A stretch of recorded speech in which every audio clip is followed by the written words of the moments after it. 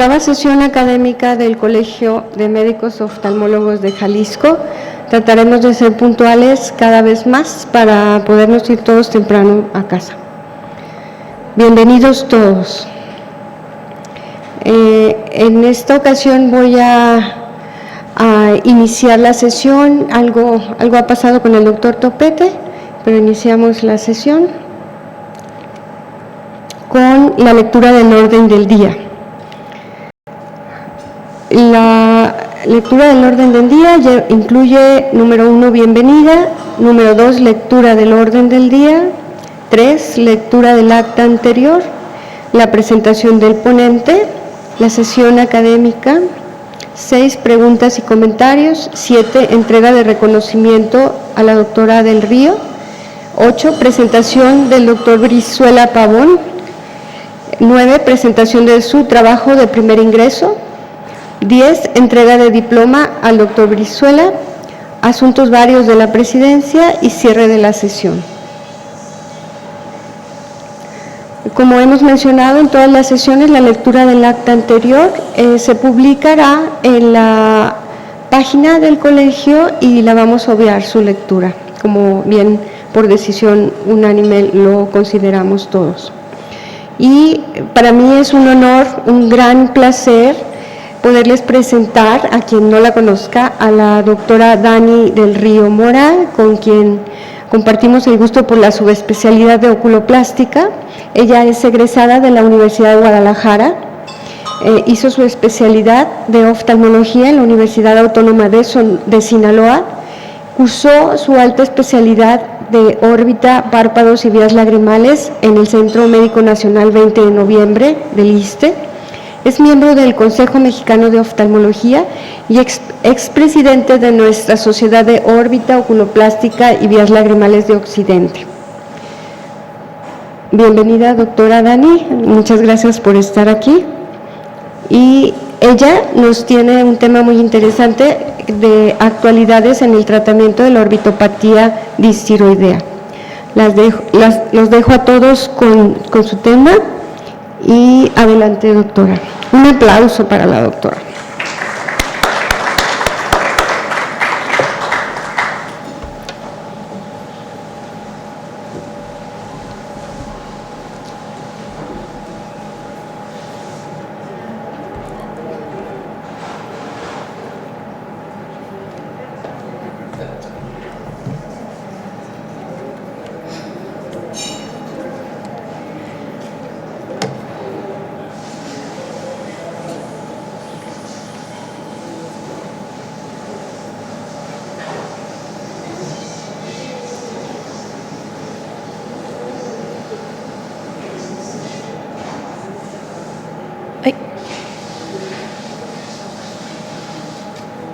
Bien.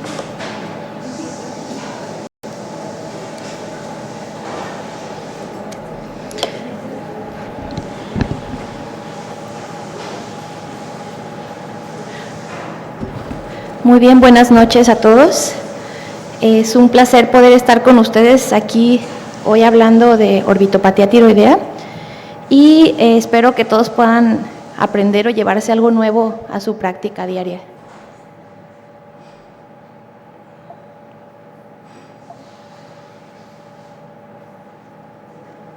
¿Por qué no cambia?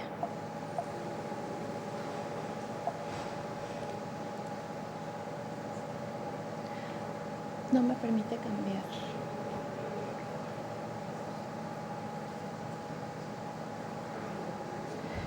¿Quiere que cambiemos este? Me imagino que no. Ah, mira.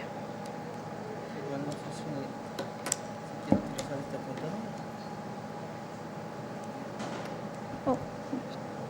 Sí, no puedo utilizar este y cambiarlo así. Sí, muchas gracias. Muy bien, bueno, la primera actualización es que el nombre de orbitopatía tiroidea o distiroidea, como comúnmente se conoce, ha cambiado varias veces de nombre hasta pasando por orbitopatía de Graves, pero actualmente en las últimas sesiones del EUGOGO se refieren a la orbitopatía como oftalmopatía asociada a tiroides, ya que se puede ver enfermedad asociada de Graves, hipotiroidismo de Hashimoto, en estados eutiroideos en menor porcentaje y en hipotiroidismos subclínicos. Como vemos en la gráfica, principalmente, obviamente varía de autor, pero principalmente se ven estados hipertiroideos, posteriormente en estados hipotiroideos, luego en un 3 a 8% de variabilidad en las estadísticas en pacientes eutiroideos o subclínicos y en 1% a veces en pacientes que no tienen como tal un hipertiroidismo o hipotiroidismo, sino alguna otra afección como un cáncer o un traumatismo directo a tiroides, etc. Vemos que es más común en mujeres que en hombres, una relación de 5 a 1, como siempre las mujeres pues en las enfermedades autoinmunes vamos ganando, ¿no? Y es más común entre la cuarta y la quinta década de la vida y se ve más en las razas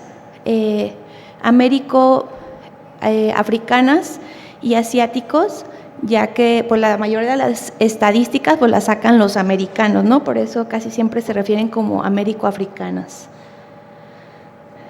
También vemos en la epidemiología que después de un tratamiento de yodo radiactivo en orbitopatía de Graves en enfermedad de Graves o en alguna otra afección a tiroides, puede haber un riesgo de activación o desarrollo de la orbitopatía tiroidea. Y también se han visto algunos genes afectados, como el gen para necrosis tumoral alfa y también el gen para la histocompatibilidad tipo 2. Y también se ve en relación con enfermedades autoinmunes. A veces la persona tiene orbitopatía tiroidea y pues vemos que también tiene antecedente de lupus, vitiligo, artritis, entre otras enfermedades autoinmunes. Entonces, tenemos que esta oftalmopatía asociada a la tiroides, como ahora se le refiere, o el nombre que actualmente se le da, tiene una etiología muy compleja. No se ha como tal descubierto la cascada de la enfermedad, pero sí es un problema de inmunomediación, tanto que se ven afectados los fibroblastos, los adipocitos y los linfocitos. Entonces, estas células van a tender a inflamarse y a crecer, por lo que el espacio va a ser incompetente y va a haber una proptosis, va a haber un ojo seco al estar expuesta la parte anterior del globo y ser ineficaces los párpados para poder proteger ese globo ocular. Como les comentaba, la fisiopatología, pues los dianas se ve que es el fibroblasto orbitario y la cascada de activación de esta inflamación pues se ve tanto humoral como celular. Entonces vemos tanto las células B como los macrófagos y otras células de inflamación se ven activadas en esta enfermedad. Posteriormente, pues los adipocitos y los miofibroblastos pues van a estar creciendo y van a estar dando una expansión en la órbita. Esta diapositiva de aquí, bueno, más adelante vamos a ver algunos otros ejemplos, pero muchos de los medicamentos que se utilizan, estas son las dianas, diferentes moléculas que activan esas cascadas de la inflamación. El cuadro clínico, lo vemos que la historia natural de la enfermedad pues, se divide en una fase inicial, activa y una fase estable. La fase inicial puede variar de 6 meses hasta 5 años, según algunas literaturas, y también pues, es la afección que van a tener de base a la tiroides y la resistencia que van haciendo a la hormona estimulante tiroidea. Después hay una fase activa que también puede variar de meses hasta casi siempre, eso es, por lo general es 1 o 2 años. Y después hay una fase inactiva que decimos que está inactivada cuando ya pasaron 18 meses y el paciente ya tiene una mejoría clínica. Nunca hay una regresión como tal de la enfermedad, siempre hay secuelas, siempre hay cambios fibróticos, siempre hay cicatrices en la órbita. Entonces nunca va a llegar a su estado basal el paciente, siempre va a quedar alguna secuela. El cuadro clínico, bueno, es muy variado dependiendo la agresividad de la enfermedad. La mayoría de los pacientes, en su gran grosor, son pacientes que cursan la enfermedad no tan agresivamente, pero justamente los pacientes que cursan con estos cuadros agresivos son los que hay que tener pues más protegidos, más vigilados, poner más atención. Nos puede dar desde una exposición corneal leve, ¿sí?, hasta una incapacidad de cerrar el globo ocular con una exposición crónica de la córnea. Puede haber perforación incluso, puede haber hiperemia conjuntival, quemosis en uno, dos, en todos los cuadrantes. A veces afecta más un globo ocular que otro. También hay que evaluar la forma en la que el paciente pues tiene su agudeza visual basal, los movimientos oculares, cómo es su apertura palpebral, la distancia margen reflejo 1 y 2, siempre es bueno medirlo porque podemos evaluar si va empeorando o mejorando. También hay que evaluar el agoftalmo, si tiene signo de Bell, ya que pues muchas veces esto nos va a dejar saber si el paciente va a tener una buena oclusión a la hora de dormir, si tiene o no retracción palpebral, si estas empeoran o mejoran, y lo ideal es hacer una exoftalmometría. Si no hay un exoftalmómetro, pues con alguna regla se puede hacer ahí alguna medición parecida. Y también es bueno tomar algunas fotografías clínicas, tanto de frente, laterales, y muchas veces es bueno pedir al paciente que voltee hacia arriba para poder valorar la proptosis, ya que muchas veces se nos olvida cómo está el paciente y ya viendo una foto es mucho más fácil valorar si empeora o mejora. También es muy importante tomar la presión intraocular, ya que en estos cuadros va a haber un aumento de la presión venosa, tanto de la vena orbitaria superior como una hipertensión epiescleral aumentada, y puede llegar a tener hipertensión ocular el paciente. Entonces es muy importante estar chequeando siempre la presión intraocular del paciente.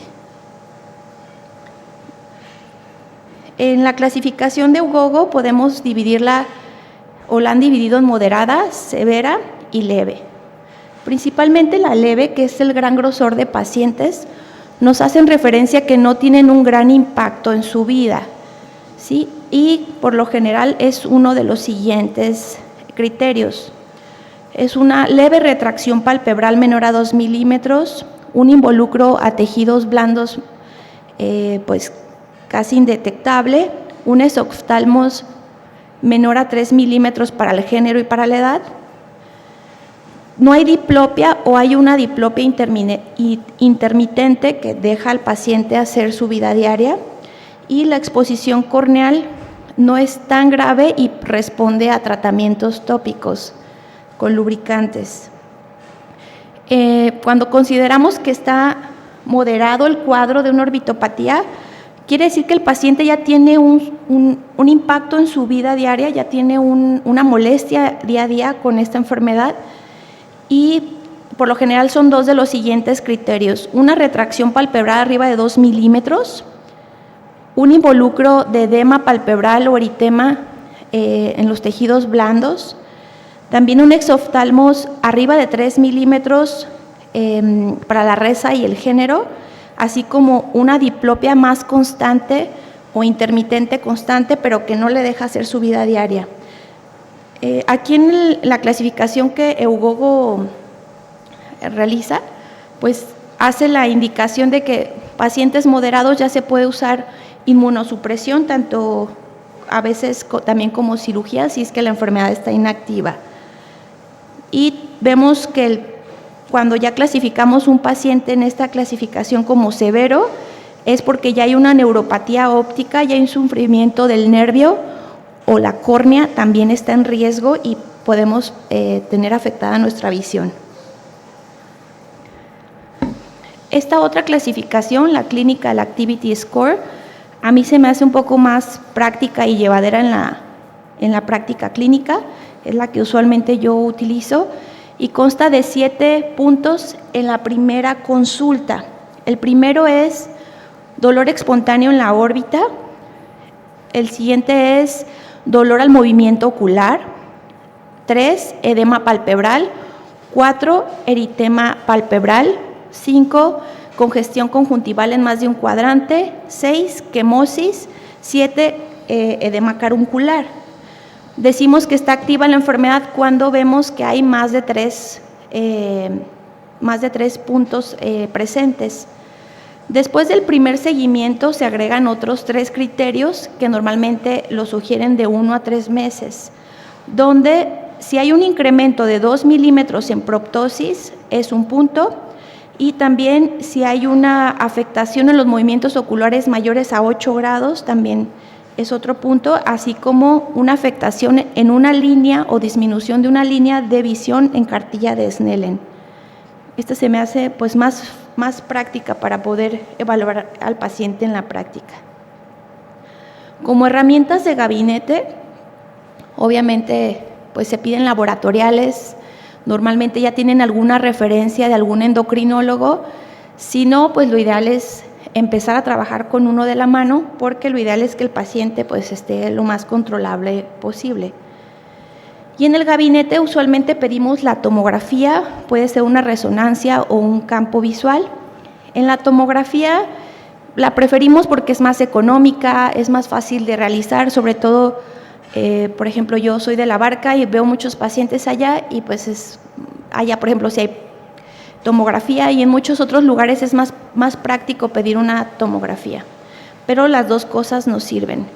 Con la tomografía, en la imagen A, podemos observar un corte axial, donde comparando la órbita derecha con la órbita izquierda, vemos cómo el recto medial está pues más aumentado del tamaño. Vemos esta característica donde se respetan los tendones, pero engorda el músculo, ¿sí? Entonces, normalmente en la orbitopatía tiroidea se respetan esas inserciones tendinosas de los músculos.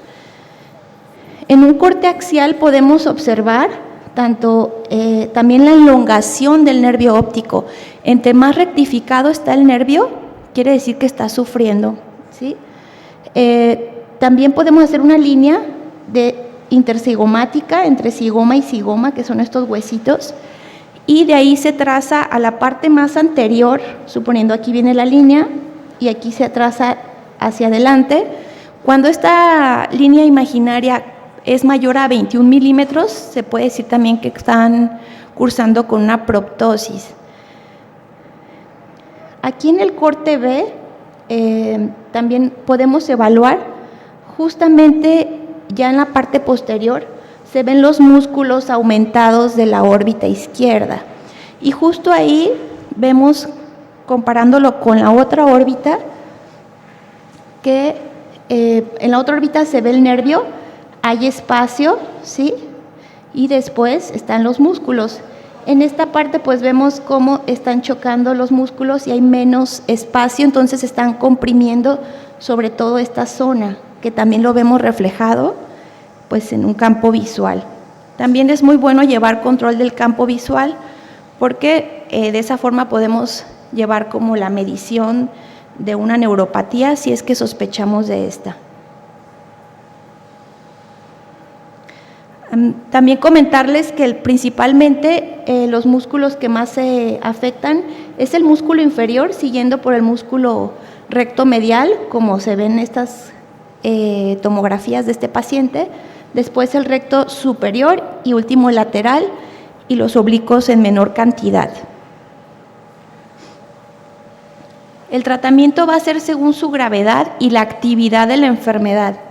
En casos leves, pues solemos tratar síntomas, humectación, algún medio compresivo. Muchas veces se sugiere el selenio en dosis de 100 a 200 miligramos diarios.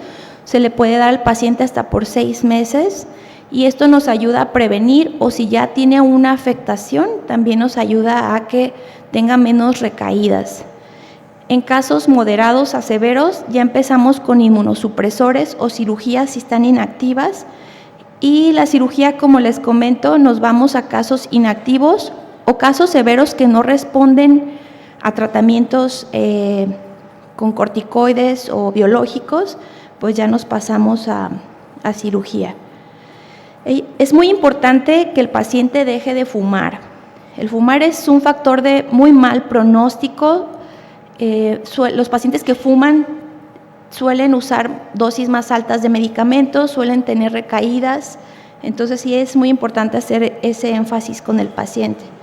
Y como les comentaba hace un momento, llevar al paciente de la mano con un control adecuado de su enfermedad tiroidea, ya que muchas veces nos llegan pacientes eutiroideos y pues hay que pedir un poquito más de estudios o observarlos por un tiempo más largo, porque a veces están eutiroideos y al tiempo bota la enfermedad o descubrimos al tiempo la enfermedad. También en el EUGOGO del 2021 dividen la orbitopatía tiroidea como fenotipos, ¿sí? Lo dividen en congestivo, que por lo general no hay afección al nervio, pero son pacientes con este cuadro, esa fase de sorprendido, de asustado, con los ojos muy rojos, eritema palpebral, conjuntivas con quemosis, etc. Y también lo dividen como white eye expansion, donde no se ve esa congestión de los vasos, pero sí hay proptosis y sí hay retracción palpebral. En cambio, cuando ya se habla de un apex, hydraulic apex, nos habla que hay un sufrimiento ya en el apex, como en la tomografía que les enseñé previamente, que hay mucha compresión en el nervio y pues que está sufriendo el nervio. Principalmente ellos lo dividen de esta forma porque lo que es un apex hidráulico, pues nos está hablando de que hay que hacer una cirugía o actuar de una manera más agresiva, tanto con corticoides o meter a pacientes a cirugía, llevar un manejo muy, muy cercano. Y están este tipo de pacientes o fenotipos que son el cicatrizal pasivo, donde ya la enfermedad ya está inactiva, ya están, ahora sí que ya no hay como tal dolor, ¿sí? Ni cuadros de inflamación, pero quedan todas las cicatrices de las retracciones, estrabismos y pues varias secuelas que ya se pueden empezar a tratar por cirugía. Con un paciente activo, con enfermedad activa, el tratamiento de primera línea, pues siempre van a ser los corticoides. Se prefieren ya que tienen una mejor respuesta, son fáciles de obtener, tienen mucho estudio en el mercado y siempre se va a preferir la vía intravenosa que la vía oral. Actualmente se sigue utilizando la metilprednisolona en bolos, normalmente son 6 dosis, una dosis de 500 miligramos semanal por 6 dosis, posterior a otras 6 dosis a la mitad, que son 250 miligramos semanales. También se puede usar triamcinolona intraorbitaria, puede ser retrovulvar o periocular.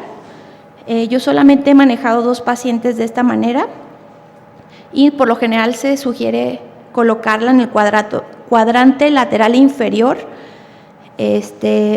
una dosis de 20 a 40 miligramos dependiendo del autor, y las dosis suelen ser semanales o mensuales. Yo por lo general lo he hecho 40 miligramos en sesiones mensuales y normalmente lo hago de 3 sesiones y repito una tomografía. Obviamente cada paciente se individualiza y se va tratando de llevar un control. También pueden ser prednisona, normalmente se calcula el peso. Obviamente aquí varía de 50 a 100 miligramos, pero se calcula el peso sobre un miligramo por kilo hasta 2. También podemos usar inmunomodulación, ya que estos nos ayudan también a la activación o a frenar la activación de los linfocitos T y linfocitos B. Podemos usar la ciclosporina. Todos estos agentes se conocen como agentes ahorradores de esteroides, ya que normalmente cuando hay poca respuesta a un esteroide, podemos combinarlo con alguna de estas inmunomodulaciones. Si usamos ciclosporina, podemos utilizar dosis de 5 a 7.5 miligramos al día, o también podemos usar dosis inyectadas de metrotexate de 7.5 a 10, dependiendo la respuesta del paciente. Todos estos medicamentos hay que llevar un control más estrecho, o también podemos usar azathioprina, que este es el agente que se prefiere un poquito más, que es también vía oral y se puede llevar de 100 a 200 miligramos al día según la evolución del paciente. De los biológicos que normalmente se conocen en el mercado, bueno, tenemos rituximab, que ya tiene bastantes años en el mercado. Se puede aplicar aquí en México una dosis en el mercado, más o menos el medicamento anda como en unos 20,000 pesos. Y pues nos va a ayudar a la depresión de las células B maduras porque su marcador es el CD20. Entonces va a tener efecto justamente en esta cascada de la inflamación. Tiene muy buena respuesta y es el biológico que más se prefiere o más sugieren en EUGOGO. Tiene una reactivación o una recaída pobre, sobre todo con dosis altas. La dosis varía dependiendo de los autores. Hay autores que usan 100 miligramos en las dosis, hay autores que usan dosis de hasta 2,000 miligramos, pero el gran grosor es entre 500 miligramos por dosis. Otros biológicos, bueno, está el tocilizumab, que es un anticuerpo receptor para interleucina 6, que también va a bloquear justamente en la cascada de la inflamación. O también podemos ver que están los medicamentos adalimumab, infliximab, los dos son anticuerpos antifactor de necrosis tumoral alfa, y también en el mercado está trepomumab. Yo no he usado ninguno de estos, he usado rituximab, pero estos la verdad es que no tengo, no he podido usarlos. A lo mejor, bueno, una de las cuestiones es el costo. Por ejemplo, no sé si en el IMSS o en el ISSSTE lo estén manejando, pero sí tiene un costo alrededor en el mercado de 350,000 pesos. Entonces, es muy difícil poder llegar a utilizarlos en la población que tenemos aquí, excepto si tienen un seguro de gastos médicos pues muy favorable. Pero estos medicamentos también están estudiados y también están para el uso de la orbitopatía, oftalmopatía asociada a tiroides. En la cirugía, como les comentaba, vamos a ir para casos que no responden a tratamientos con corticoides en pacientes activos o en pacientes que ya están inactivos y que quedaron con secuelas. Y por orden de cirugía siempre vamos a empezar con una descompresión orbitaria, después hay que corregir el estrabismo y como último paso la cirugía de párpados. Cuando se hace una descompresión orbitaria puede ser tanto ósea como grasa y por lo general se sugiere empezar con la pared medial de la órbita, ya que como les comentaba hace rato, los músculos que más se afectan son el inferior y el medial, y por lo general pues nos comemos esa lámina papirácea en esta zona y la pared lateral se adelgaza con un drill para también poder expandir esa zona. Ese se le conoce como descompresión balanceada. También ya se usa cada vez menos, pero se puede hacer una descompresión del piso de la órbita.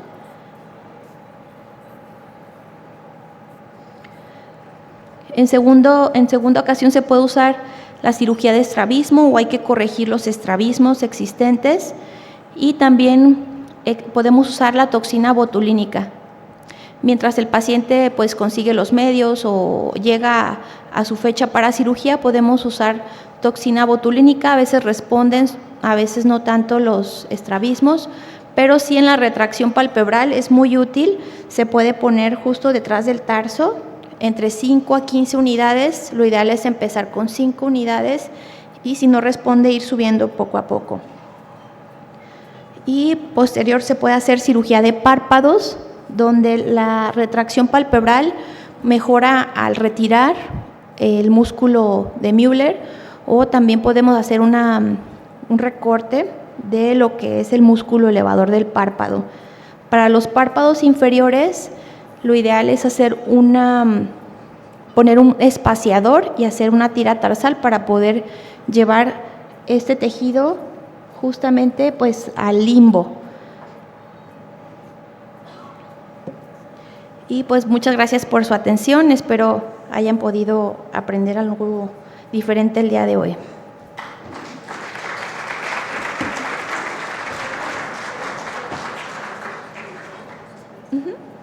¿Quiere que ponga su computadora?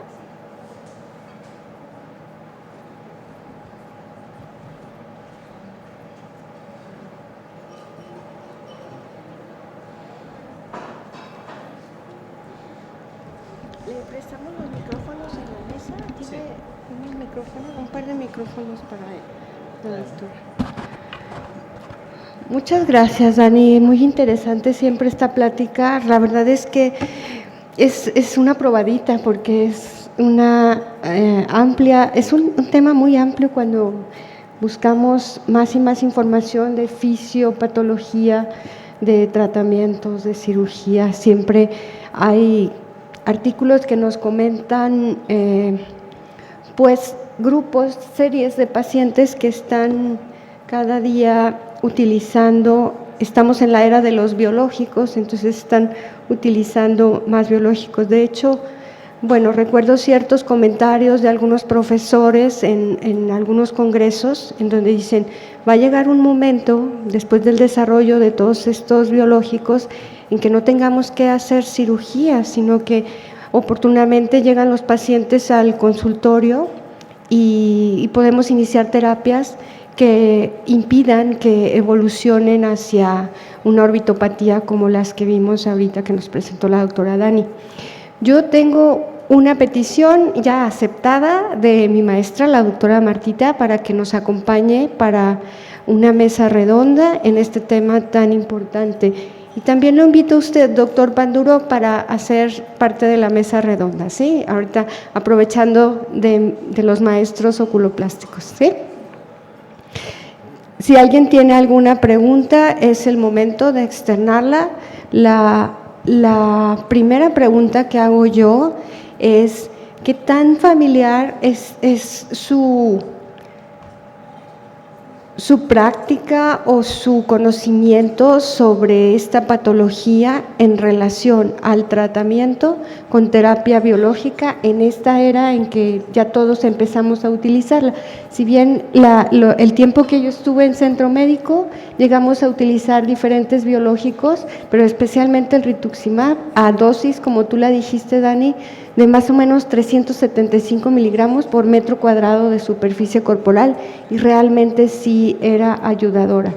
Entonces, yo les pregunto aquí a los panelistas, ¿cuál es su experiencia en el tratamiento de esta enfermedad a base de biológicos? Porque ya los tenemos a una disposición amplia aquí en todo México, ¿no? Digo, excepto del teprotumumab, que realmente es imposible adquirirlo, ¿no?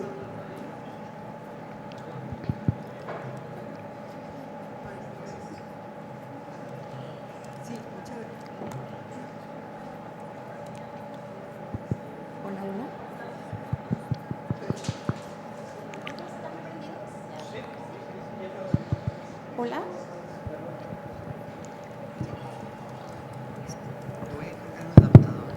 Sí.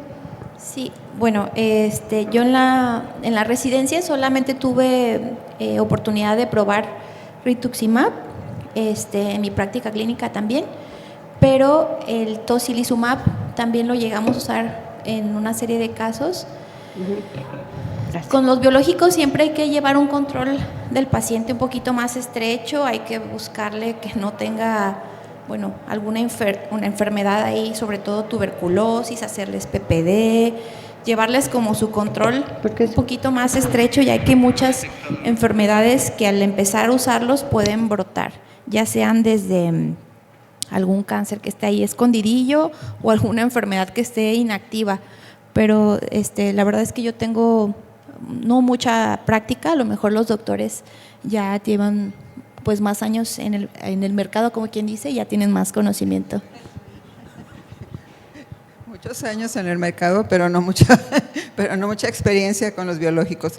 La verdad es que fuera de las instituciones de salud pública o pacientes que, como bien mencionaste, tengan un muy buen seguro de gastos médicos, es difícil que el paciente pueda afrontar. Ya el rituximab ha ido bajando de su costo y yo espero que todos los demás biológicos también lo hagan una vez que, como suele suceder, ¿no? Cuando sale un medicamento nuevo o cualquier método de tratamiento nuevo, sale muy arriba y luego se van moderando los costos. Yo quería preguntarle, bueno, aprovechando aquí a Lucy, que tuvo la oportunidad de estar ahí en Centro Médico, si no, en las instituciones de salud pública hay mucha limitación para utilizar los biológicos con esto. Sí. Y esa es una. Y la otra, si alguien utilizó el tocilizumab, que es lo que el Leugogo lo pone como el número 1 en los biológicos. Sí. Yo la verdad no he tenido la oportunidad porque los pacientes o no pueden afrontarlo o porque es una lucha tremenda con las aseguradoras para que se hagan cargo de esto, porque precisamente ellos piden referencias y aunque uno les muestra las referencias y todo, siempre te están poniendo y están diciendo no, es que no, para esto no, sí, está aprobado para esto y para esto, pero para esto otro no. Entonces, en realidad, eso en mi caso particular es lo que nos ha limitado en el uso de estos recursos. No sé, Pepe. Gracias. Pues efectivamente la limitante más importante con respecto a este tipo de medicamentos pues es la cuestión económica. En la consulta privada, en la consulta particular, excepto como decían ustedes, pacientes que tengan un seguro de gastos médicos muy bueno, muy amplio, tal vez puedan tener acceso y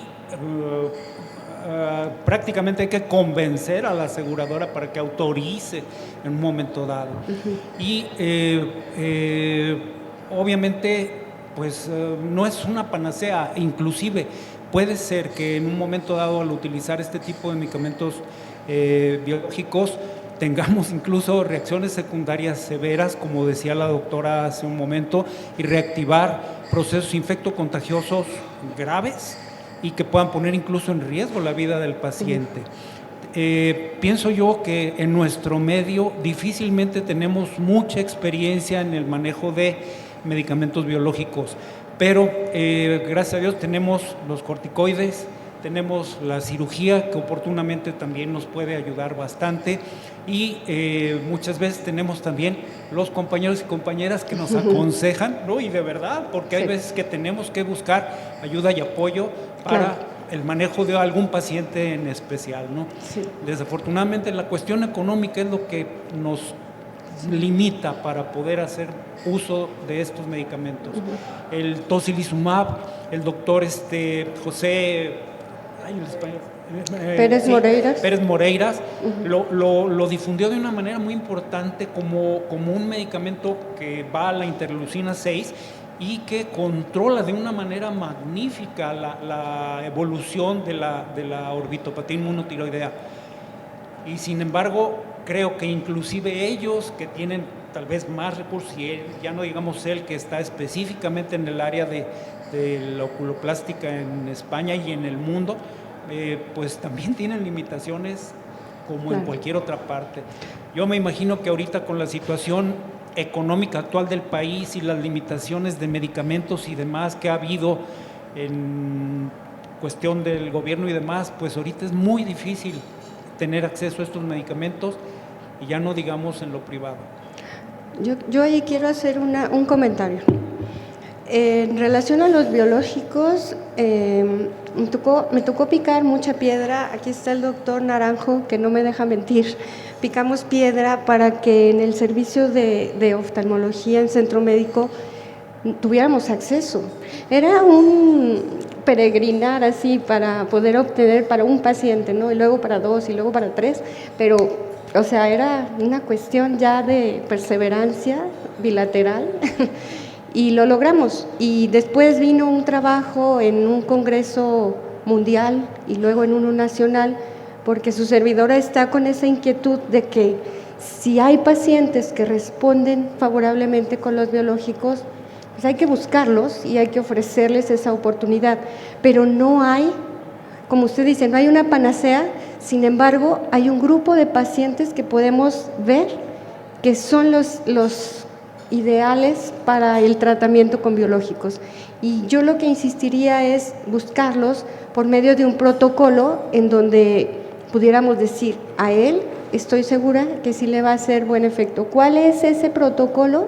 Para mí es buscar ese control de bioquímico o no bioquímico. A veces el endocrinólogo nos los deriva y dice, ya está controlado y la enfermedad parece que sigue activa. ¿Y ustedes por qué creen? Porque no hemos buscado en otros lados, solamente nos vamos, la guía es un perfil tiroideo, T4 libre, TSH, T3, T4 y nada más.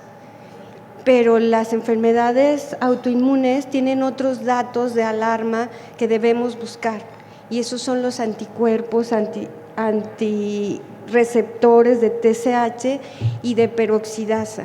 Si ustedes, además de su estudio normal que hacen a los pacientes con distiroidismo, ampliamos esa investigación, se van a dar cuenta que ahí está nuestro campo de acción y de ahí podemos seleccionar pacientes que sí van a ser respondedores a biológicos.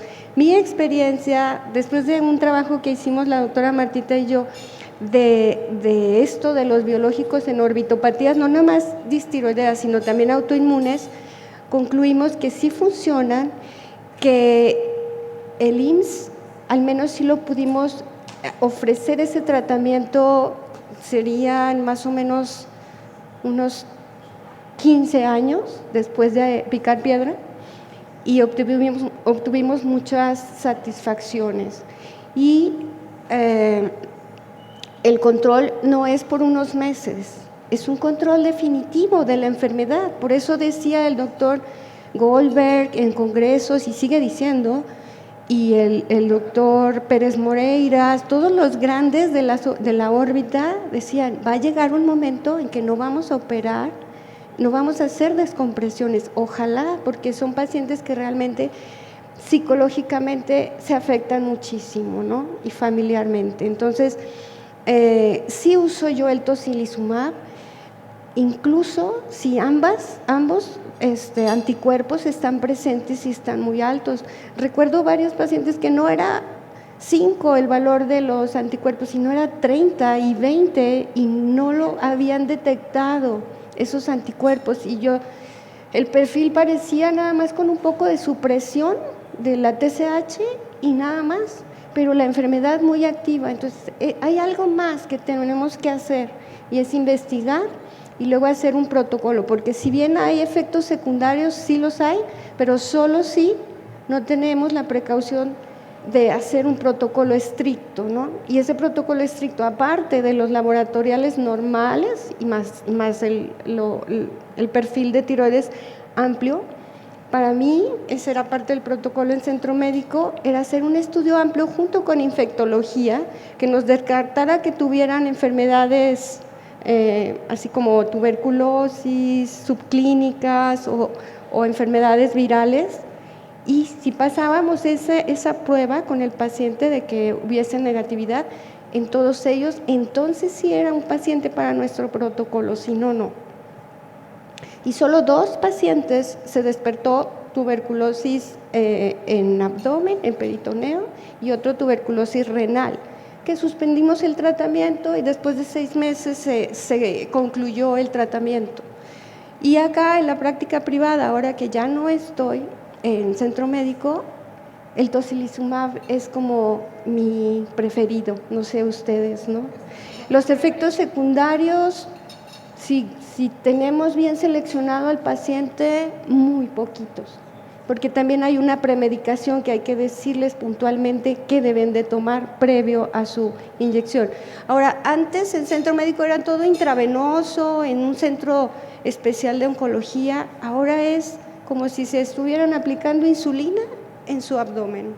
O sea, ya vienen jeringas precargadas, dosificadas, y solamente hay que instruir al paciente, y no me parece tan costoso. El tocilizumab viene en jeringas 4 precargadas y cada una es para una aplicación y cuesta 25,000 pesos, las 4 jeringas. Entonces, para no evolucionar un paciente a una cirugía o a 2 o a 3, A mí me parece una cuestión bastante más equilibrada, así usarlos a no usarlos, pero siempre bien seleccionados, ¿no? O sea, el TOSI sí me parece adecuado. Pero pues también están las cirugías. La cirugía balanceada es una muy buena opción cuando ya evolucionaron los pacientes, ¿no? Dígame, doctor. Bueno, yo nada más quería insistir en precisamente que el estudio de los pacientes con orbitopatía distiroidea no es nada más el T3, T4 y TSH. Si no solicitamos los anticuerpos, aún cuando lo demás esté controlado, el paciente no controla la inflamación.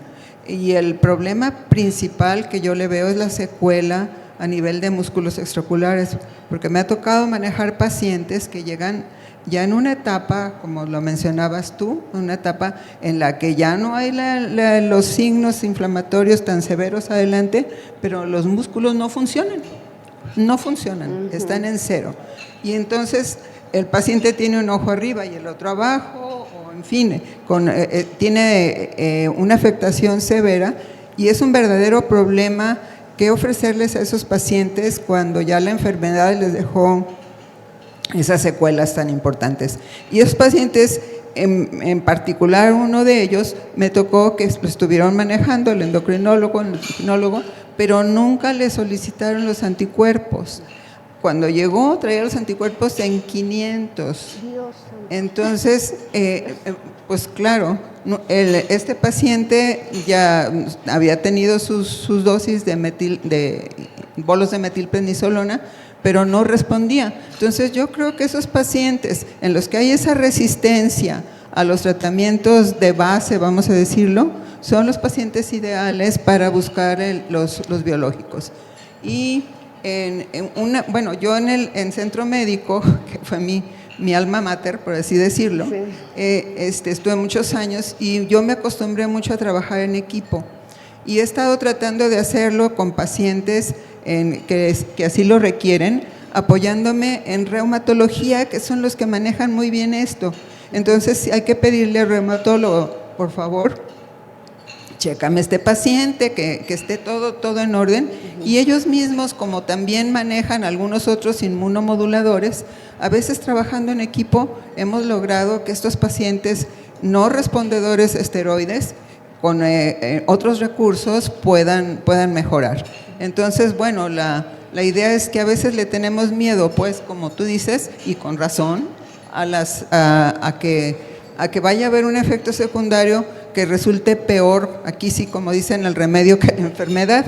Entonces, no hay que tener miedo y hay que hablar con el internista o con el reumatólogo o con quien ustedes tengan pues la confianza para decir, oye, tenemos que manejar a este paciente y normalmente ellos están muy al pendiente de ver cómo está su función hepática, cómo está la función renal, cómo está la médula ósea, etcétera, etcétera, para poder llevar de acuerdo con ellos un tratamiento que les ayude tanto a no depender de los esteroides como a los no respondedores a esteroides. Así es. Muy bien. ¿Algún otro comentario, Dani? No, pues siempre hacerles hincapié de que pidan antiperoxidasa, ¿cómo se llama? Antitiroglobulina, que eso nos hace pensar más en un hipotiroidismo de Hashimoto. Pero sí, aunque lleguen con su perfil y si no tiene los anticuerpos, pues solicitarlos. Sí, exacto. Sí. Muy bien.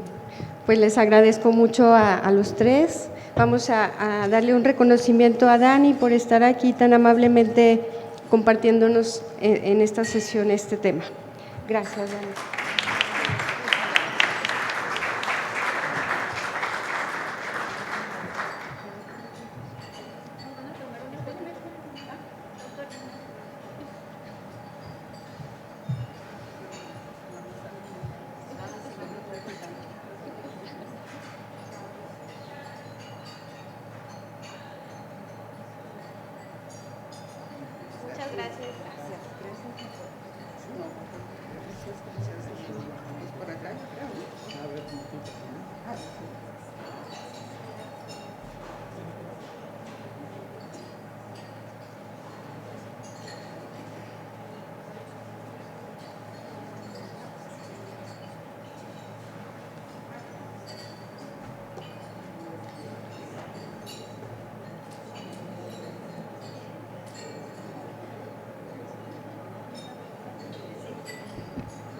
Bien, a continuación se presentará el trabajo de ingreso titulado Características clínicas en pacientes con glaucoma congénito primario atendidos en el Instituto Nacional de Pediatría en el periodo del 2012 al 2022. Para ello, contaremos con la participación del doctor Santiago Brizuela Pavón, quien es egresado de la Facultad de Medicina de la Universidad del Valle de Atemajac en el año 2017, cursó oftalmología general especialidad en el Hospital Manuel G. González en el año 2021, realizó su alta especialidad en glaucoma en el año 2022 en la Fundación Conde de Valenciana. Posteriormente, cursó también la alta especialidad en oftalmología pediátrica en el Instituto Nacional de Pediatría, avalado por la Universidad Autónoma de México en el año 2023, y es miembro del Consejo Mexicano de Oftalmología desde el año 2022, habiendo obtenido el primer lugar, así como también es profesor de múltiples cursos. Le damos, por favor, la más cordial bienvenida al doctor Santiago Brizuela Pavón, con un aplauso.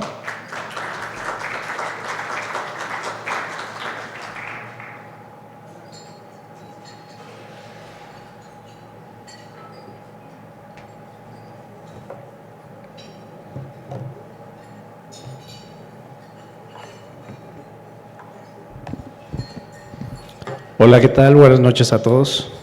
Provecho.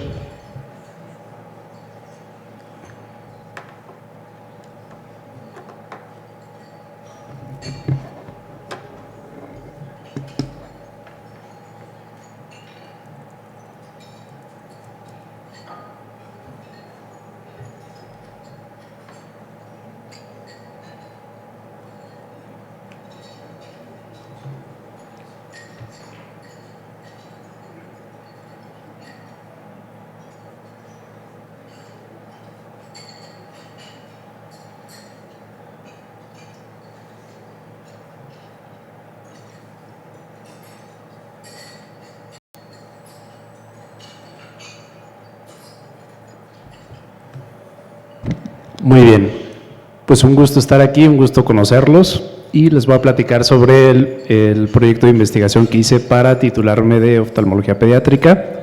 Entonces fue investigar sobre las características clínicas de los pacientes que tenían glaucoma congénito primario en el INP. Este caso es bien, o bueno, más bien este tema es muy importante que lo conozcamos porque pues, representa del 5 a 10% de los casos de ceguera en la infancia. Sabemos que el diagnóstico y el tratamiento de estos chiquitos es desafiante y que además asocia con una discapacidad visual, ya sea por la neuropatía óptica, por la ambliopía, las alteraciones corneales y ametropías, así como las múltiples cirugías. Además de que esta enfermedad pues, ocurre en el periodo sensible de desarrollo visual. Y recordar que estos niños, pues el 80% de lo que van a aprender viene de la visión. Nada más recordar la clasificación de acuerdo al Grupo Internacional de Glaucoma Pediátrico, de Childhood Glaucoma. Los pacientes que se les diagnostica antes de un mes, se les conoce de inicio neonatal, de 1 mes a 2 años infantil, hasta los 3 a 5 años de inicio tardío, y ya los pacientes que se diagnostican más adelante se les conoce como glaucoma juvenil. La epidemiología, pues no tenemos estadística como tal en México, pero se estima que sea similar a la de Estados Unidos, donde se reporta, dependiendo de los estudios y las series, que sea de 1 a 10,000 hasta 20,000 casos. Va a ser más común en sitios donde hay una alta tasa de consanguinidad, también dependiendo del gen que esté involucrado, y el 80%, bueno, ya vimos que el 80% ocurre el primer año de vida, el 60-80% puede ser bilateral y es más común en hombres. El objetivo de este estudio fue, como les mencionaba, describir las características clínicas de estos pacientes. Los objetivos específicos era determinar las características basales, número de cirugías, el número de medicamentos, el tiempo que acudieron al INP, las complicaciones y al final qué pacientes se mantenían controlados y no controlados. Este fue un estudio observacional, descriptivo y transversal de expedientes. donde nuestro universo de estudio fue la base de datos del servicio de oftalmología. Se tomó del año 2012 porque fue cuando en el hospital se ingresó el expediente electrónico y era más fácil ingresar a los datos, hasta el año donde yo me gradué, que fue en junio de 2022. La población de estudio fueron de estos expedientes, de esta base de datos, los expedientes que tenían el diagnóstico de glaucoma congénito primario. Para el tamaño de muestras se hizo un muestreo por conveniencia, es decir, todos los pacientes que pudieran entrar de los criterios de inclusión, que al menos en el expediente tuviéramos una valoración inicial, que tuvieran el diagnóstico de glaucoma congénito primario, y además tomamos ambos sexos, criterios de exclusión, glaucomas congénitos pero que fueran secundarios, que fueran glaucomas secundarios uveitis, trauma, esteroides, cirugía de catarata y también glaucoma juvenil. Y para la descripción de variables, primero las generales, determinamos la edad en meses y años, el sexo si era masculino o femenino, y para las variables principales la lateralidad, si eran casos unilaterales, bilaterales, la agudeza visual, pues muchos son bebés, entonces nada más venía a reportar en el expediente como si había un rechazo o no a la luz, y además también en los que sí era posible, la cartilla que utilizábamos ahí más frecuente era la cartilla de HOTB. Ya con esto podíamos determinar si era normal, de 20-20 a 20-100, baja visión, de 20-100 a movimiento de manos, y además todo esto, también esta categorización la fuimos tomando de acuerdo a lo que veíamos en los expedientes, porque sabemos que a veces los expedientes quisiéramos que estuvieran todo muy organizado y no es así muchas veces. Había unos que reportaban la visión como percepción de luz y otros como no percepción de luz. Para la presión intraocular, en los expedientes que venían milímetros de mercurio, así lo determinamos, y había otros que estaba reportado con dígito presión. También sabemos pues, que es muy subjetivo esto, pero fue también importante nosotros poder tomar estos datos para lograr ver qué es lo que obteníamos, ¿no? Entonces, de 0 a 5 milímetros de mercurio lo tomamos como un ojo hipotenso, de 5 a 20 milímetros un ojo normotenso y más de 20 milímetros un ojo hipertenso. El número también de los hipotensores que usaban los pacientes al momento de su primera visita y al final, el número de cirugías que tenían de glaucoma ya y las cirugías que se realizaron, las complicaciones y también el tiempo de seguimiento en meses. Al final los pacientes estaban controlados si tenían una presión abajo de 21 o si en el expediente estaba reportado como normotenso, con o sin medicamentos, y no controlados cuando estuvieran con presión arriba de 21 o hipertensos. Esta es la hoja de recolección de datos que utilizábamos, donde vienen todas las variables que ahorita les comentaba. Y para el análisis estadístico utilizamos estadística descriptiva, para escalas cuantitativas se utilizaron promedios o desviación estándar, y para las escalas cualitativas, dependiendo la variable era ordinal, mediana, moda, cuartiles, rango, intervalo, y para las nominales, tasas, razones y proporciones. Utilizamos el programa de SPSS y también Excel. Y ahora de los resultados, pues fíjense cómo de todos pusimos estas claves para hablar sobre, o dijimos, ¿cómo vamos a encontrar a estos pacientes? Entonces buscamos la clave para glaucoma congénito, sospecha de glaucoma, otros glaucomas y glaucomas no especificado, que es como se guardaban los expedientes en estos pacientes, y revisamos 474 expedientes. De estos, solamente 58 expedientes pudieron entrar como diagnóstico de glaucoma congénito primario. Como el INP es un hospital donde hay muchos centros de referencia, son muchos niños que tienen muchos síndromes, muchos de los glaucomas eran secundarios.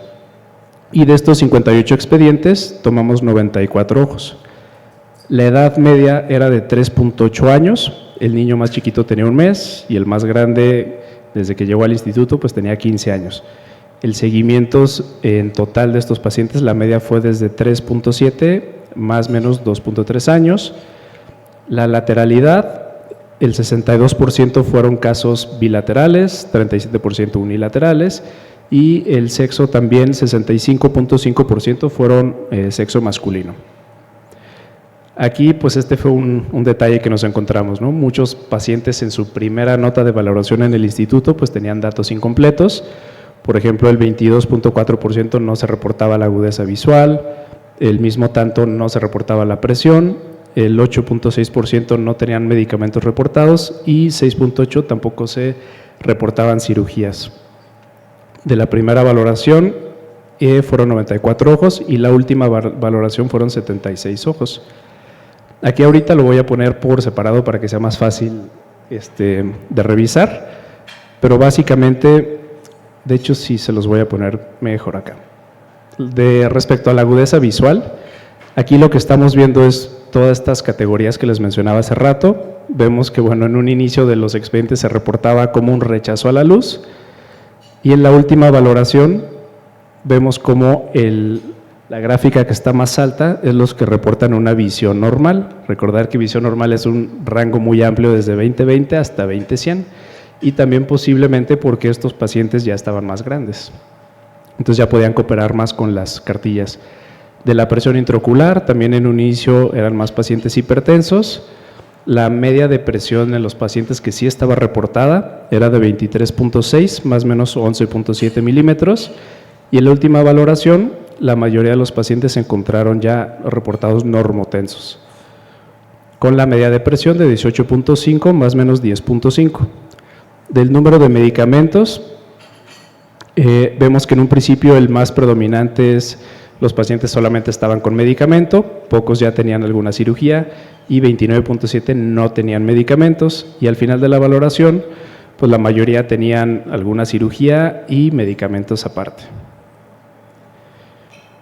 En promedio pues la mayoría estaban con dos medicamentos básicamente, ¿no? Que es dorzolamida, timolol.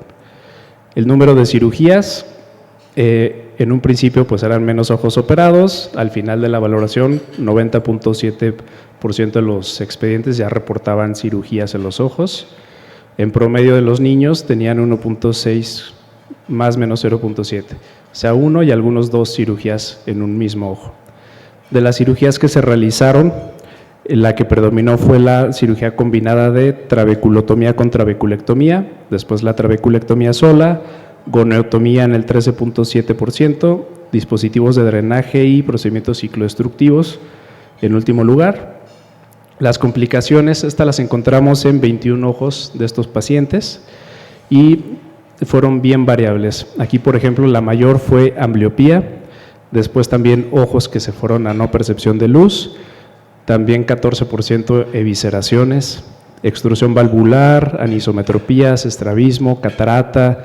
Una niña también era ojo único y tuvo un trauma ocular, descompensación corneal, desprendimientos de retina, endoftalmitis y hasta tisis bulbi.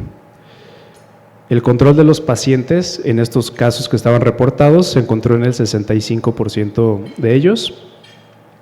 Y bueno, aquí de la discusión también, algo bien importante es que de acuerdo en otros estudios, por ejemplo, este estudio se fue en Hong Kong, se revisaron también 98 pacientes con glaucoma pediátrico, aquí en general era pediátrico, y la agudeza visual estaba en 0.6 más o menos 0.7 logMAR, que esto es como un 20/70-20/80 de Snellen. Entonces muy similar a la visión que nosotros tomamos como una visión normal. Este es otro estudio donde se reporta que el 62% tenían una media de visión de 20/60 o mejor. Aquí en otro estudio, el 70 pacientes durante 23 años de seguimiento, en los que se le hizo el diagnóstico en los primeros 3 meses, lograron también una visión de 20/100. En 53 ojos, ahora aquí fueron sometidos a cirugía de glaucoma, 20/50 mejor en la mitad de los pacientes, 20/50, 20/200 en 30% y peor de 20/200 en 20%. Esto que nos dice que en general a los pacientes con glaucoma congénito primario, que esa palabra es vital, primario, no es secundario, si le hacemos un diagnóstico temprano pueden tener una buena visión a largo plazo. Las cirugías de glaucoma también que nos dicen los estudios, en general se requiere más de una cirugía para lograr el control y esta probabilidad incrementa con el paso del tiempo, un enfoque gradual de una cirugía angular, después filtrante, dispositivos de drenaje y por último los procedimientos ciclodestructivos. También todo esto pues va a depender de la córnea, de la severidad del glaucoma, de los factores socioeconómicos, el apego y seguimiento y también de la experiencia que tenga el cirujano. De las cirugías de glaucoma, se reporta que la primer cirugía que se haga en estos pacientes tiene desde un 70 a un 90% de éxito. Y aquí les puse yo también varios estudios, porque son de diferentes regiones. En Colombia, por ejemplo, y esto lo pongo porque se sabe que la cirugía que puede ser curativa en estos pacientes es la goniotomía, la cirugía angular. Pero curiosamente, como en el estudio que aquí del INP, la mayoría fueron con trabeculectomías. Aquí en Colombia, por ejemplo, la cirugía que más se hizo fue trabeculectomía sola y después cirugía combinada, trabeculotomía con trabeculectomía. Otro estudio que encontré de Egipto, la cirugía más hecha también fue trabeculectomía, y otro estudio en Japón, la otra cirugía más hecha fue trabeculectomía. Entonces, a pesar de que sabemos que la goniotomía puede ser la cirugía curativa en estos niños, pues en realidad suelen ser resistentes y al final terminamos también en trabeculectomía. De las complicaciones, pues al igual como vieron esa gráfica de pasteles que tenía un chorro, pues también lo que se reporta es ambliopía, la atrofia óptica por el glaucoma, nistagmo, la opacidad corneal, descompensación corneal y también catarata, que va a ser importante para que se presenten más complicaciones, el retraso en el diagnóstico y el tratamiento y la opacidad de medios. Estos pueden ser factores de pronósticos. La ambliopía por deprivación y la metropía. Y para el control también, aquí en diferentes estudios, fíjense en 44 ojos en año y medio, 90% tuvieron una presión abajo de 21. En otro estudio de 39 años, 2/3 de los pacientes se encontraron controlados con una sola cirugía. Aquí también lo que se reporta es que se han estudiado factores que nos pueden predecir de cierta manera o dar una probabilidad de que el paciente tenga una presión intraocular más alta. Uno de ellos es la opacidad de medios y la otra es que ya haya fallado una cirugía angular. Entonces, cuando solamente teníamos una de estas variables, la probabilidad es de 3.9% y cuando son dos variables es de 7.8%. O sea, si el paciente ya le hicimos goniotomía, aparte tiene opacidad de medios, pues seguramente pues le va a ir un poco mal.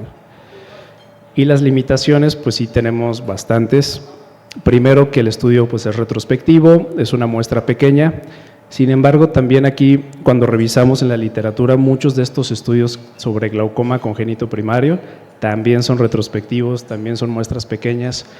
Y algo importante es que a pesar de esto, pues los resultados coincidían mucho. También la dificultad de la obtención de las variables, por ejemplo, la agudeza visual. La variabilidad de los tonómetros, que esto es bien importante porque lo ideal hubiera sido a lo mejor tener con qué tonómetro se tomó, si fue en exploración bajo anestesia, si el niño estaba llorando, si estaba acostado, si estaba dormido. Y también la subjetividad de la digitopresión, ¿no? También ahí depende cómo lo sentían el ojo. El INP pues también es un centro de referencia, algunos pacientes ya contaban con cirugías previas y también tenían una edad mayor de la que normalmente se reporta en el diagnóstico. Sin embargo, como conclusión es importante que la exploración bajo anestesia para la valoración de las estructuras oculares y la toma de presión intraocular confiable, también para poder lograr una decisión quirúrgica. El tratamiento quirúrgico de estos niños es individualizado y recordar que la primera cirugía tiene una mayor tasa de éxito. Y con un diagnóstico y tratamiento oportuno, los niños pueden lograr una visión de acuerdo a los estudios mayor a 20/70 y una presión abajo de 21 milímetros de mercurio. Sin embargo, pues recordar que estos niños pues no están exentos de complicaciones a largo plazo, donde la más frecuente es la ambliopía. Y pues esto.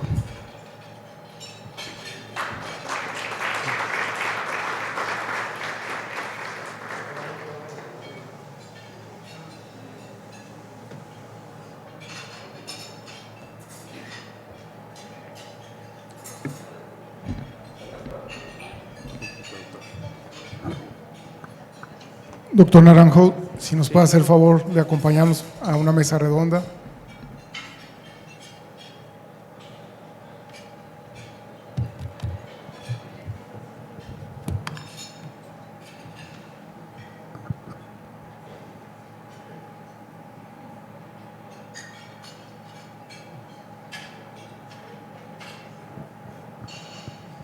Bien, muchas felicidades por el trabajo, muy interesante. Nomás, no sé si pudiéramos poner la cuestión de la metodología, en donde comentaba que es un estudio cuantitativo, cualitativo, que se pudiera proyectar o aquí mismo. Sí, quiere que lo proyectemos. Si lo puede proyectar, bien.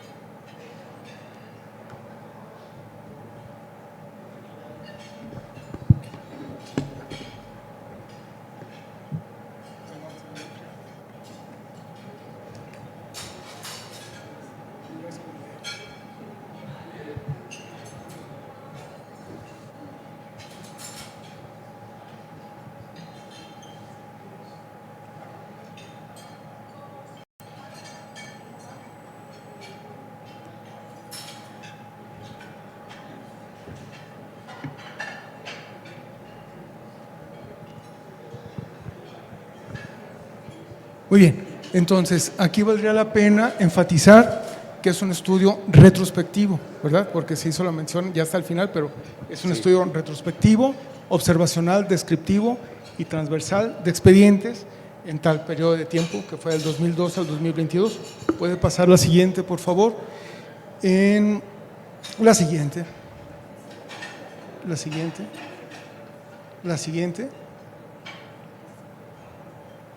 La siguiente, por favor. Una más.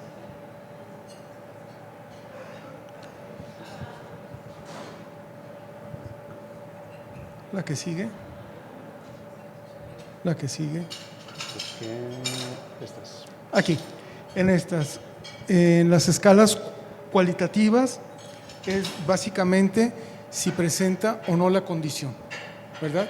Y cuantitativas sí van a ser las medidas de tendencia central, las que se desvían del centro. Y ahí están entonces la media, mediana, moda, que no corresponderían a las cualitativas, sino a las cuantitativas. Le comento esto porque vale la pena presentar el trabajo, pero sí corrigiendo esos pequeños detalles metodológicos que pueden ser muchas veces motivo de rechazo, a pesar de que sea un muy buen trabajo, que haya pocos estudios al respecto.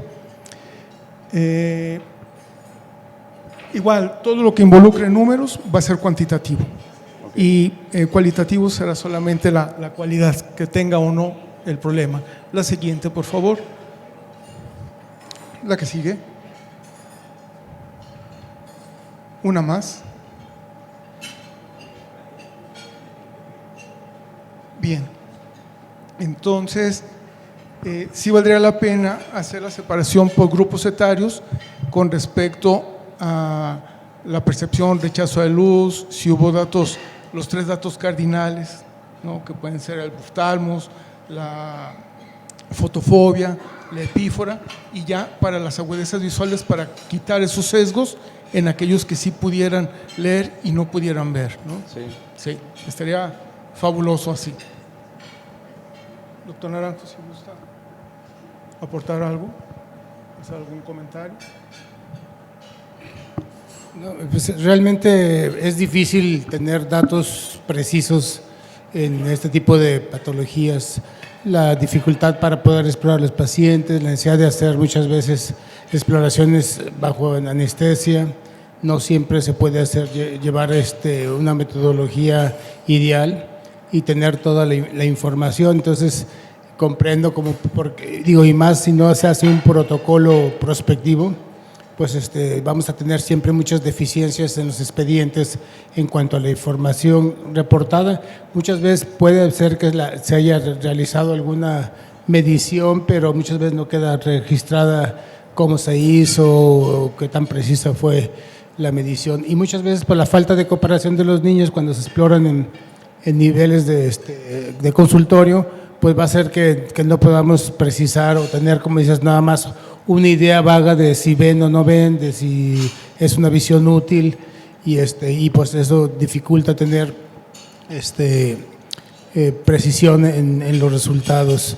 En cuanto a los procesos quirúrgicos, pues sí, yo estoy de acuerdo que cuando un ojo virgen que tiene los medios transparentes y se puede hacer una goniotomía, pues muchas veces puede ser definitiva o por mucho tiempo resolver el problema del paciente y dejar otro tipo de cirugías como la trabeculotomía o trabeculectomía para un segundo tiempo y dejar la conjuntiva virgen, que pues la mayoría de los pacientes van a requerir, o muchos de ellos, más de un proceso quirúrgico, ¿no? Entonces si se puede dejar libre la conjuntiva y iniciar con una agnotomía en pacientes en que no tengan otro tipo de alteraciones anatómicas o que no sean secundarios, pues sería, de mi punto de vista, un proceso inicial ideal.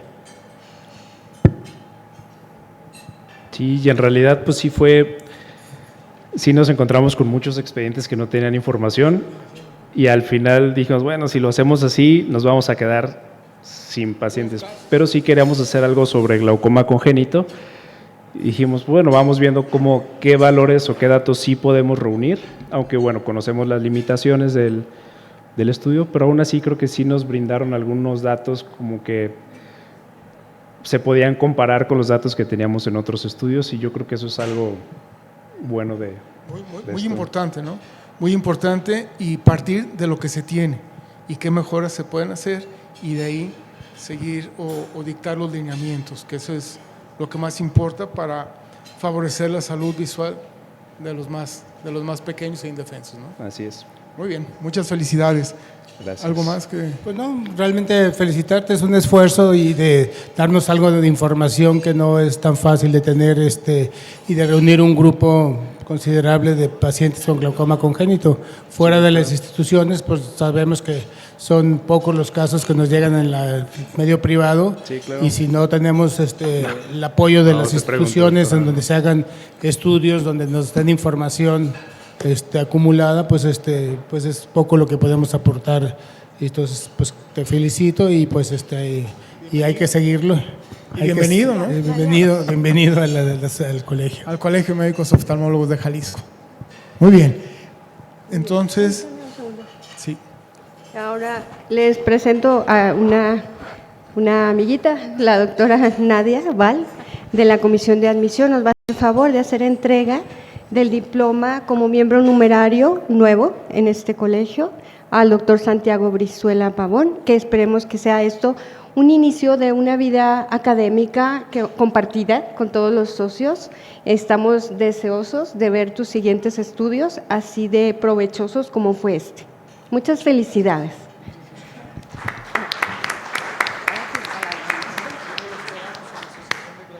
Doctor, yo también quiero felicitarte, darte la bienvenida a nombre del Colegio de Médicos Oftalmólogos de Jalisco AC para entregarte el siguiente reconocimiento, asignarte el número 179 como asociado numerario y dice así: el Colegio de Médicos Oftalmólogos de Jalisco AC, fundado en el año de 1946 con registro de la Dirección General de Profesiones de la Secretaría de Educación Pública del Estado de Jalisco, asociado a la Sociedad Mexicana de Oftalmología y al Colegio Nacional AC. Acredita al doctor Santiago Brizuela Pavón como asociado numerario 179, Guadalajara, Jalisco, a 7 de agosto de 2025. Y firman la presidenta, la doctora Luz María Arce Romero, el secretario, el doctor Jorge Topete Jiménez y una servidora. Bienvenido, doctor.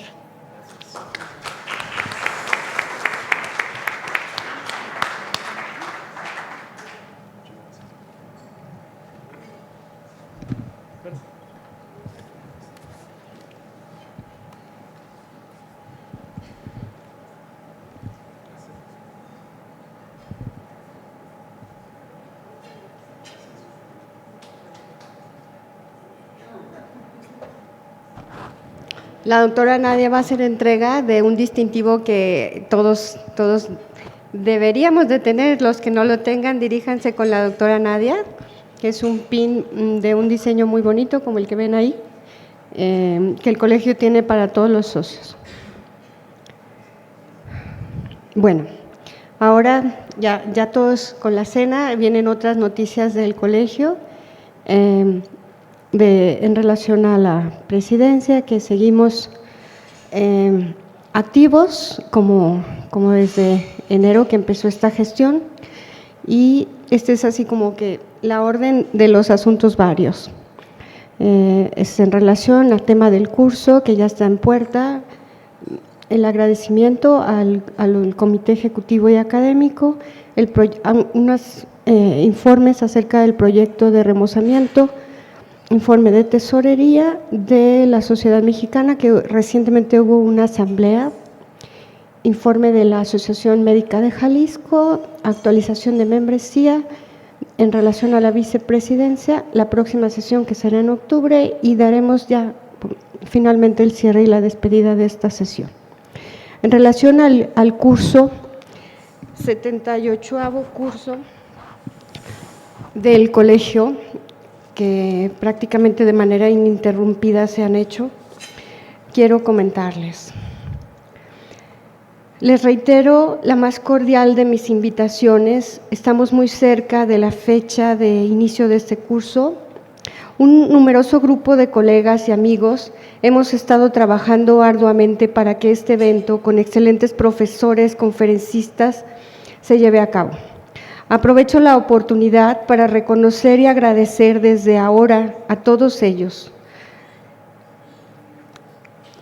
Doctora Maribel Montoya, doctor Raúl Ruelas, doctor Jorge Topete, doctor Miguel Ibáñez, al doctor Guillermo Ábalos Ursúa, al doctor Mario García, al doctor Salvador Chávez, la doctora Erika de la Rosa, el doctor Alfredo Lizárraga, la doctora Ana María Ponce y el doctor Daniel Valencia.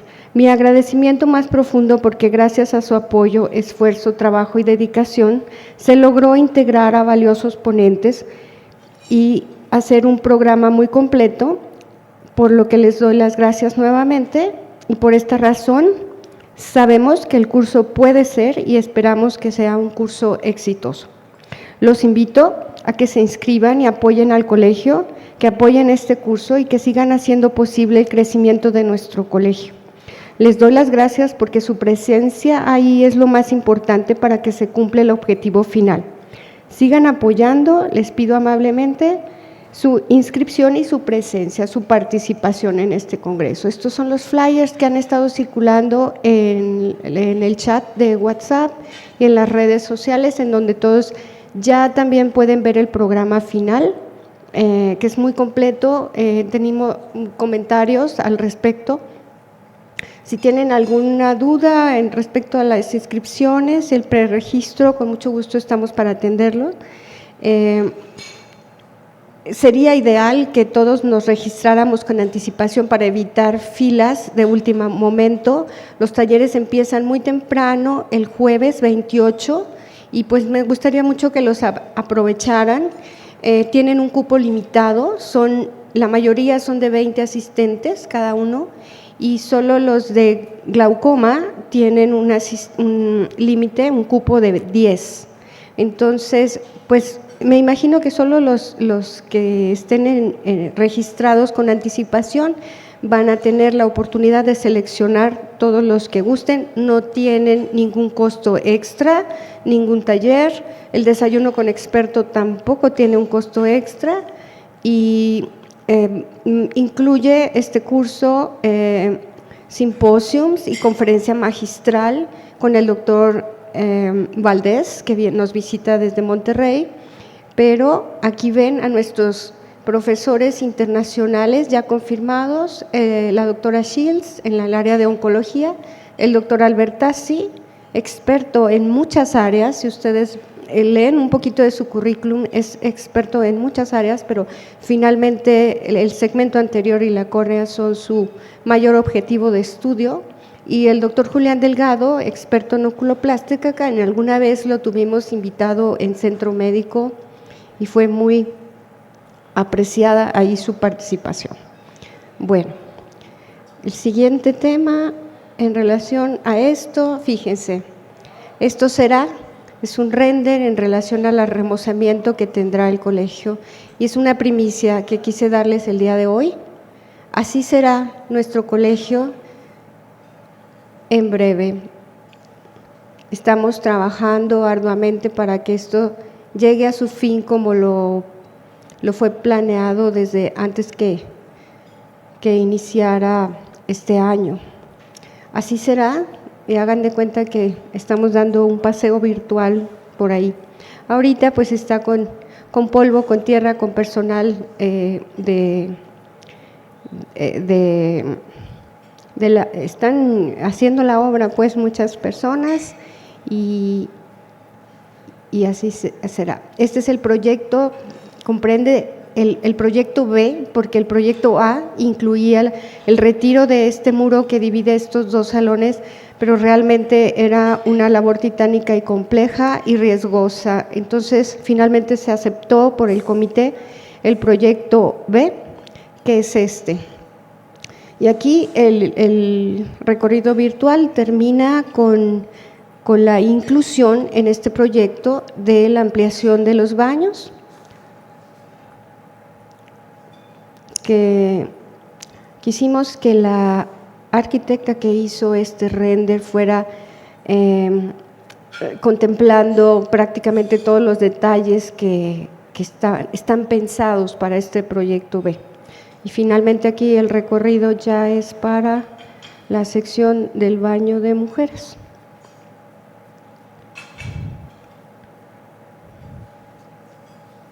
Está contemplado para un aforo de 112 o 102 personas. Entonces, pues es una probadita. Ahorita está con polvo y personal de la construcción, pero en un futuro no muy lejano lo tendremos ya listo para que lo estrenemos. Prepárense para cortar el listón.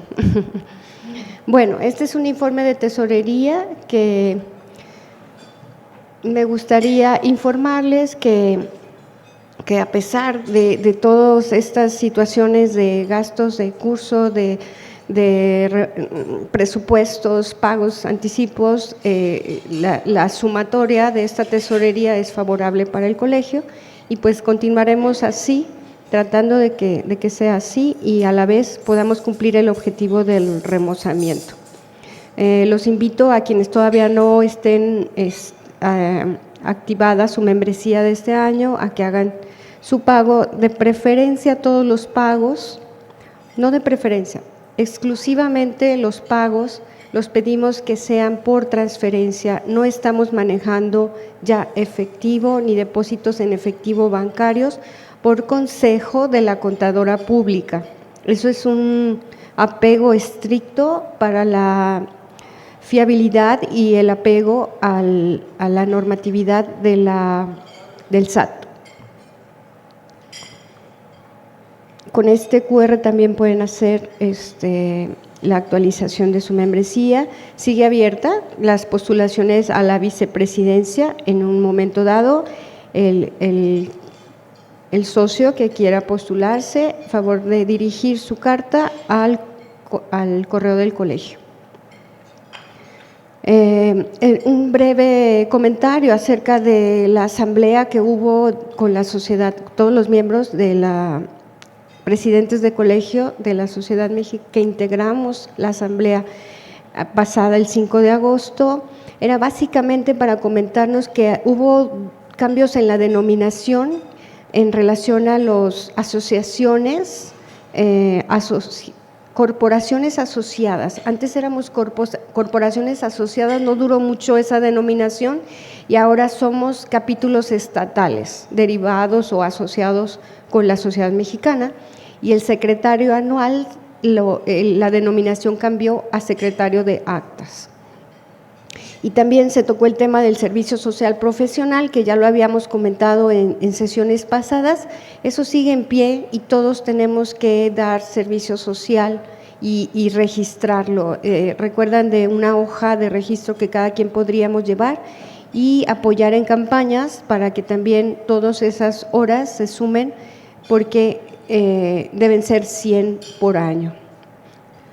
Esta es la comunicación de parte de la Asociación Médica de Jalisco para participar precisamente en esta jornada de salud para adultos mayores que están organizando precisamente el 23 de agosto, una semana antes del curso, pero pueden aportar su valiosa colaboración y dirigirse con la doctora Aurora Gutiérrez Barrón, que está aquí presente, para formar parte del equipo que se sume a esta buena causa de apoyo para los adultos mayores en la Asociación Médica de Jalisco.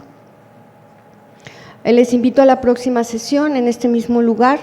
Brincaremos el mes de septiembre por razones obvias de que el curso termine el 30 de octubre y nos vemos el próximo 2 de octubre. Les agradezco a todos su atención y los esperamos ver en el curso a todos. Gracias.